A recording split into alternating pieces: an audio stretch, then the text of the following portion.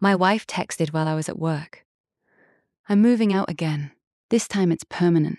Don't try to stop me. I replied, okay. She expected me to beg. When she came home that evening and found I'd already packed all her belongings and changed the locks, her permanent decision got very temporary. Original post. I, 36 male, have been married to my wife for 7 years. In that time, she has threatened to leave me exactly 11 times.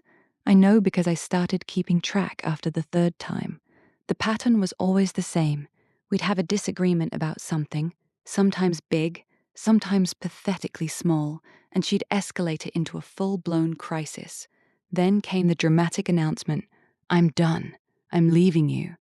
She'd pack a bag, storm out, stay with her sister or her mom for anywhere from 2 days to 2 weeks, and then come back once I'd apologize enough, promised to do better, and generally made myself small enough to fit back in her good graces.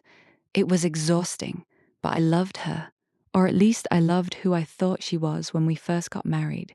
So I kept trying. Last Tuesday, I was in a meeting at work when my phone buzzed. I glanced down and saw the text that finally broke something in me. I'm moving out again. This time it's permanent. Don't try to stop me. I've already talked to a lawyer. That was it. No explanation, no context. We hadn't even been fighting. The night before, we'd watched a movie together and she'd fallen asleep on my shoulder. I excused myself from the meeting and went to the bathroom. I stood there staring at my phone for probably 3 minutes and something just shifted. Every time before, my immediate reaction had been panic, racing heart, sweaty palms, desperate need to fix whatever was wrong. But this time, nothing. I felt absolutely nothing except tired. I typed back one word. Okay. Then I went back to my meeting. She didn't respond for almost an hour. When she did, it was just, that's it. That's all you have to say. I didn't reply. During my lunch break, I called the locksmith, explained I needed all the locks changed on my house that afternoon. He said he could be there by 4:00 p.m. I left work at 3:30, told my boss I had a family emergency. Here's what people need to understand. The house is mine. I bought it 3 years before we got married, paid off the mortgage 2 years ago using an inheritance from my grandmother. My wife's name was never on the deed. She'd asked about adding her name twice, and I'd always said we'd talk about it later. Call it intuition. By the time I got home, I was operating on pure autopilot. I grabbed boxes from the garage and started packing. Her clothes, her books, her collection of those overpriced candles she loved, her bathroom stuff. I was methodical about it. Nothing thrown, nothing damaged, just organized. The locksmith showed up at 4:15. Nice guy. Didn't ask questions. Had all the locks changed by 5:30. I paid him $275 in cash, and he gave me 4 new keys. I stacked all her boxes neatly in the garage and sent her one more text. Your belongings are in the garage. You can pick them up any time before Sunday. Then I ordered a pizza and watched basketball. She showed up at 8:47 p.m. I know the exact time because I was watching the clock, wondering how long it would take her to realize I wasn't playing the usual game.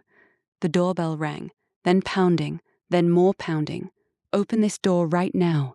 I muted the TV but didn't get up. I know you're in there. Your car is in a driveway. Open the door. I walked over and spoke through the door. Your stuff is in the garage. Code is 7734. Silence then. What do you mean my stuff is in the garage? Let me in. You said you were moving out permanently. I help you move out. Your stuff is in boxes in the garage. I didn't mean you can't just... This is my home. Actually, it's my home. Your name isn't on anything. You said you wanted to leave, so I'm respecting your decision. The screaming that followed was impressive. I learned some new combinations of words. Her sister showed up about 20 minutes later, and the two of them stood on my porch yelling while I finished my pizza. Eventually, I heard the garage door open. They spent about an hour loading boxes into her sister's SUV. The whole time, my phone was blowing up with texts I didn't read. When they finally left, I changed the garage code to Update 1. 3 days later, so this has gotten messier than I expected, but also more clarifying. The morning after the lock change, my mother-in-law showed up at 7 a.m.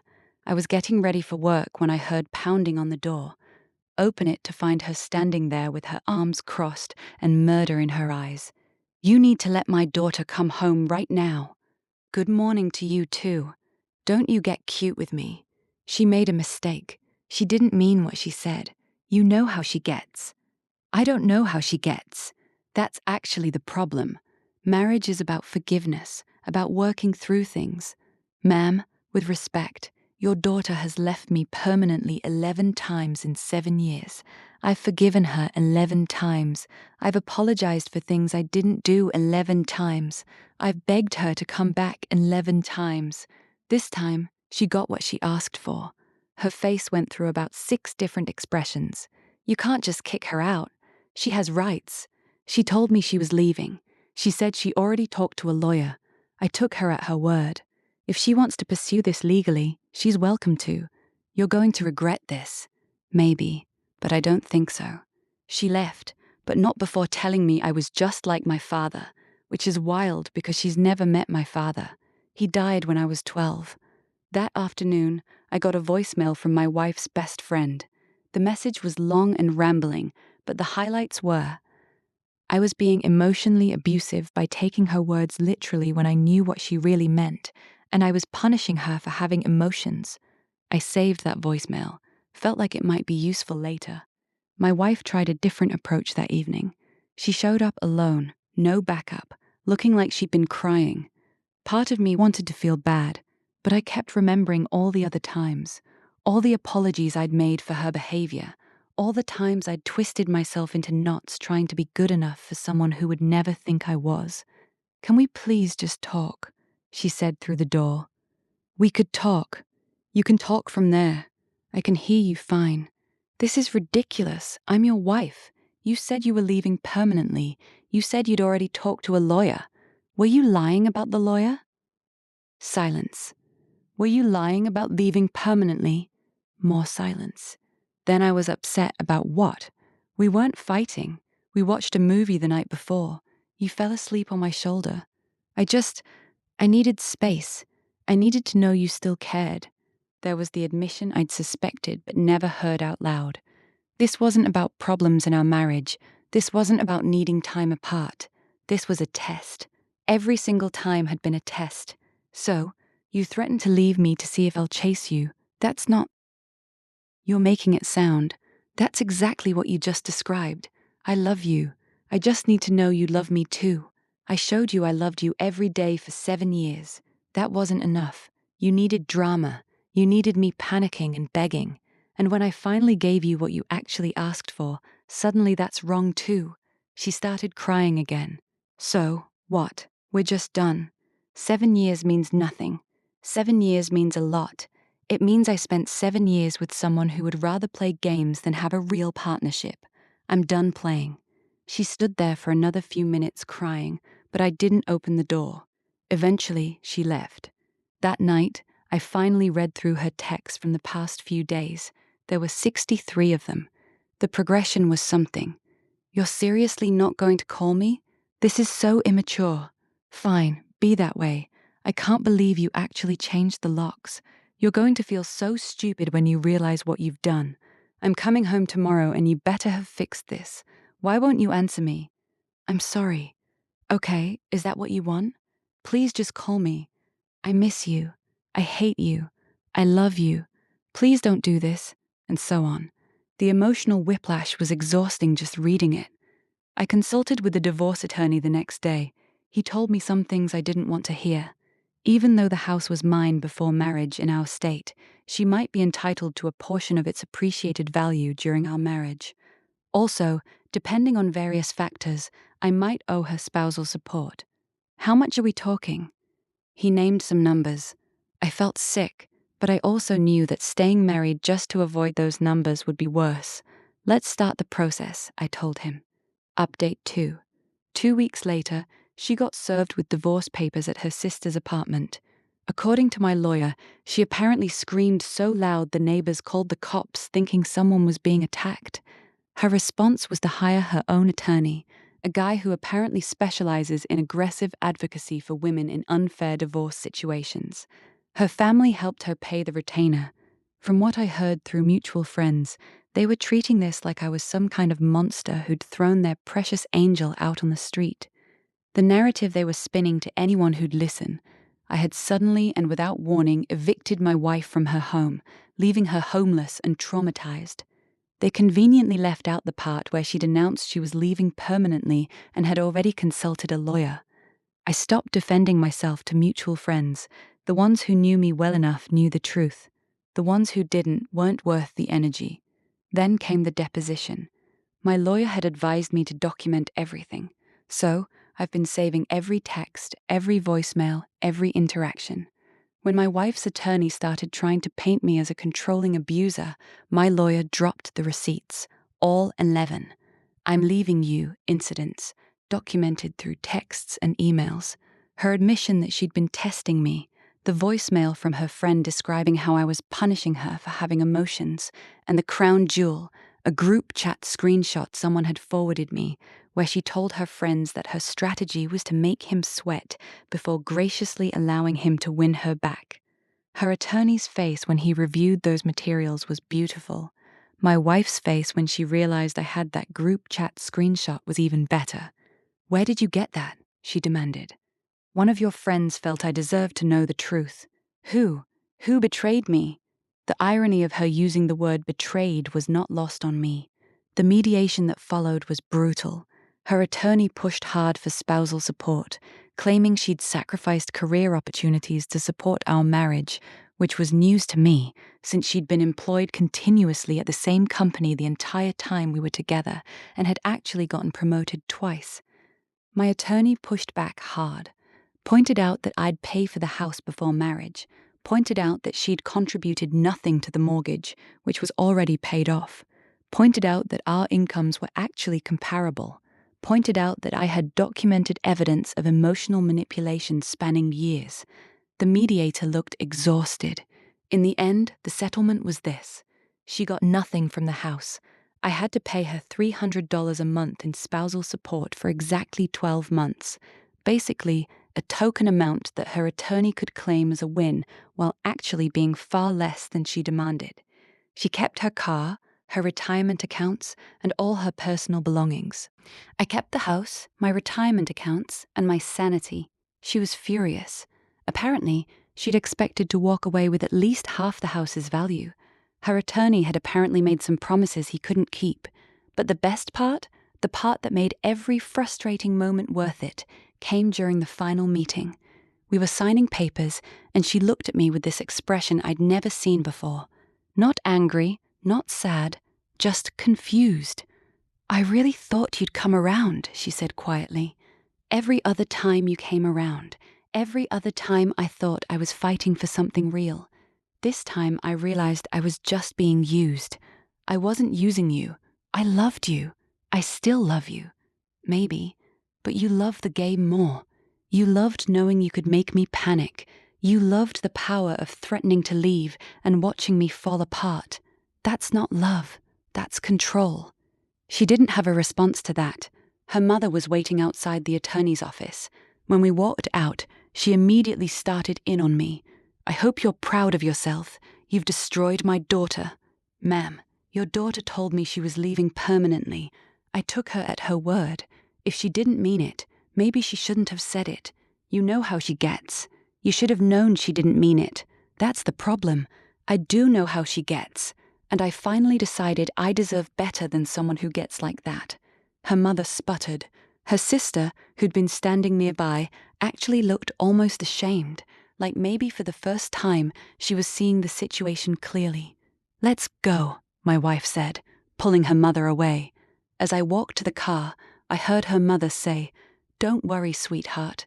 You'll find someone better, someone who deserves you." I almost laughed. Almost. Final update. 6 weeks after the divorce was finalized. Life has been quiet. Good quiet. Not lonely quiet. I've been reconnecting with friends I drifted away from during my marriage. Turns out a lot of them had seen what was happening, but hadn't known how to say anything. One buddy told me he'd tried to bring it up once and I'd gotten defensive, so he backed off. I apologized for that. He said he was just glad I finally woke up. My therapist? Yeah, I started seeing a therapist sue me, has been helping me understand why I stayed so long. Apparently, there's a term for what my wife was doing. It's called intermittent reinforcement. The unpredictability of her affection, the constant cycling between love and rejection actually creates a trauma bond. You get addicted to the moments when things are good because the bad moments are so painful. It explained why I kept going back, why 11 times of the same pattern didn't teach me anything. It took that 12th time, that moment of absolute exhaustion, to finally break the cycle. I heard through the grapevine that my ex has been telling everyone she dodged a bullet, that I was secretly controlling the whole time, and she's so much happier now. Her social media is full of posts about healing and finding herself and knowing her worth. Cool. Whatever helps her sleep at night. What I know is this. The last 2 months have been the most peaceful of my adult life. No walking on eggshells, no wondering what mood she'd be in when I got home, no bracing for the next "I'm leaving" announcement, no apologizing for things I didn't do, just peace. The house feels different now. I've rearranged some furniture, painted the bedroom a color I actually like, turned a spare room into a home office. Small changes, but they matter. Last week, I ran into one of our mutual friends at the grocery store. She looked uncomfortable, like she wasn't sure how to act around me. "Hey," I said, "how have you been?" Good, good. Look, I'm sorry about everything. I didn't really know the whole story. Not many people did. She told us you were... Well, it doesn't matter what she told us. I saw those screenshots. I can't believe she talked about you like that in our group chat. Yeah, that was a fun discovery. For what it's worth, I don't think she really understood what she heard.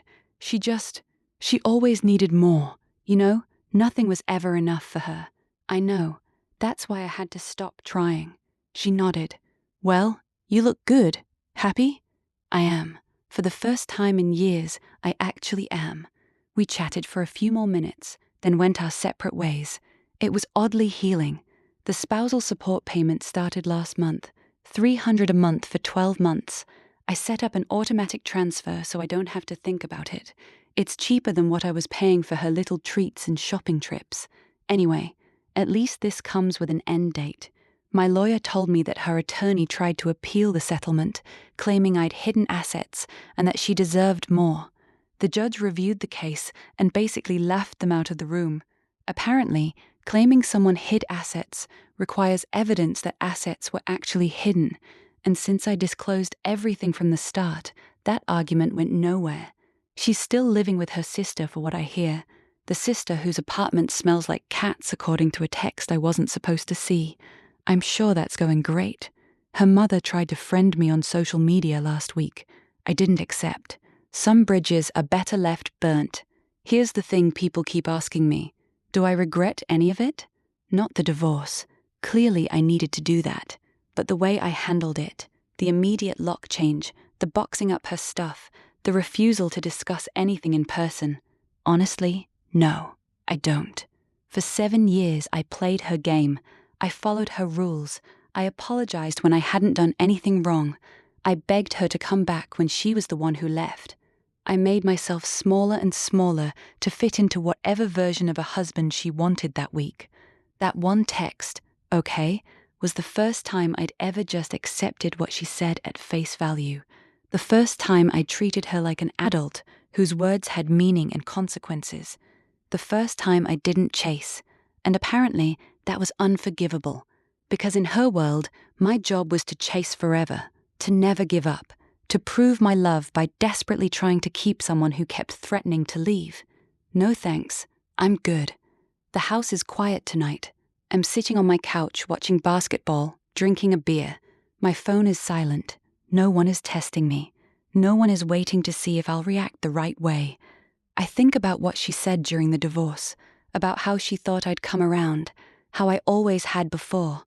And she's right. I always did, because I thought that's what love meant. I thought the measure of commitment was how much you'd endure. Now, I know better. Love isn't about endurance.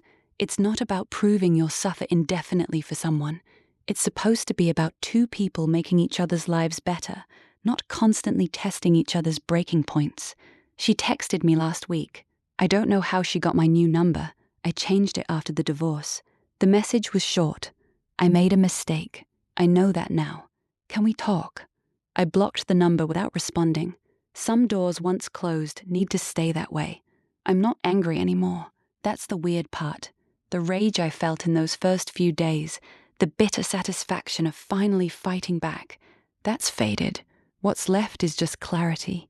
I see now what I couldn't see before, and I'm grateful in a strange way that she pushed me so hard I finally pushed back, because this version of my life, the quiet one, the peaceful one, it's pretty good, and that's enough.